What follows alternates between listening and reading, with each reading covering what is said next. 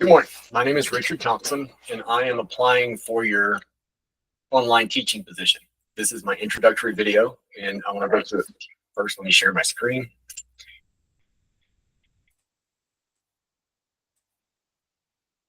This is an introductory slideshow I tend to show to my students on the first couple of days of class so they understand a little bit who I am. I am currently a high school math, physics, and computer science teacher. I have an undergraduate degree from Georgia Tech in electrical engineering. My master's of secondary education came from the University of Tennessee at Chattanooga. That's how I became a teacher, and a list of some of my careers. The thing to notice from these careers is that many of them have included a teaching or training component. It's a key part of my life. I really enjoy this part of my careers.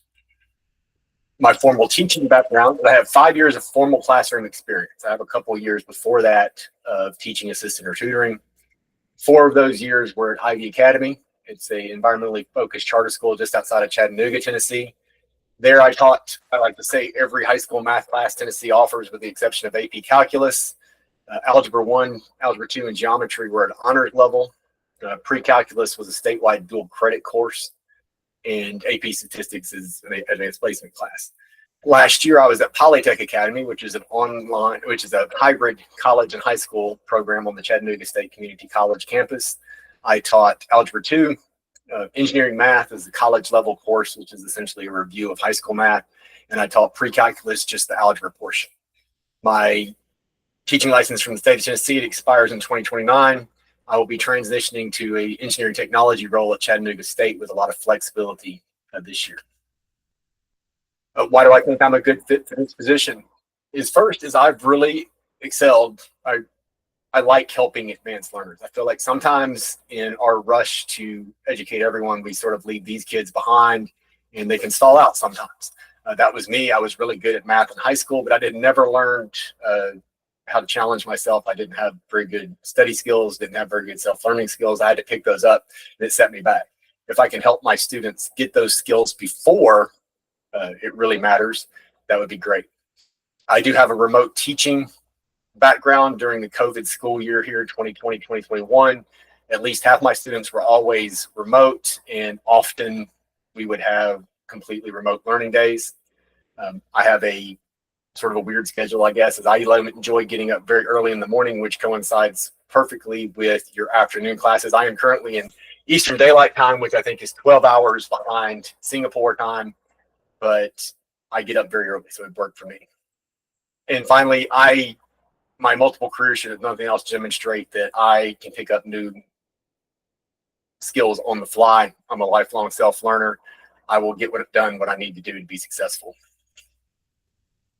I'll talk a little bit about my teaching. All of these are evidence-based. There's a source at the bottom of this screen.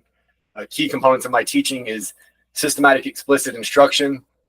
Even the most advanced young people need help sometimes figuring it out. We can shorten that system if I just show them quickly how to do it and then give them a reference for them to refer back to.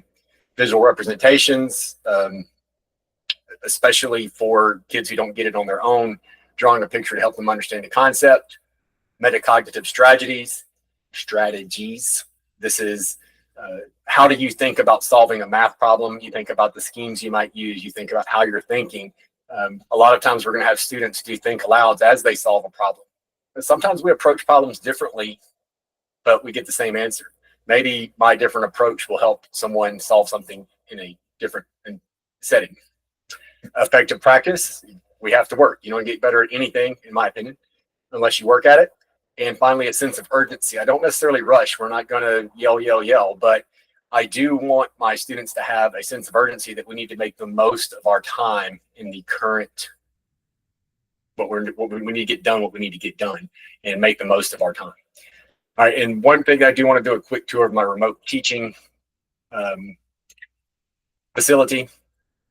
So I'll stop presenting this, and you can see I have a whiteboard. I don't really use this as much for like a quick little explanation.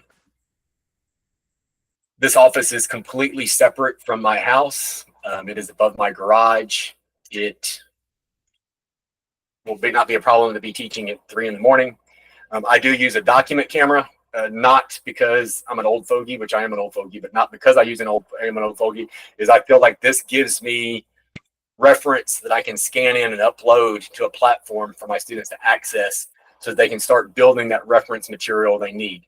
Direct, explicit instruction and worked examples is a key component for applying current knowledge to new knowledge. And how did they do that on this one? That's how I'm going to do it here. So again, it's not necessarily just because I'm old, it's because I can scan this into my computer and upload it and my students can see it. I think that covers everything that I wanted to talk about. I look forward to hearing from you. I think I would be a great fit, and I hope that we can get this done. Thank you.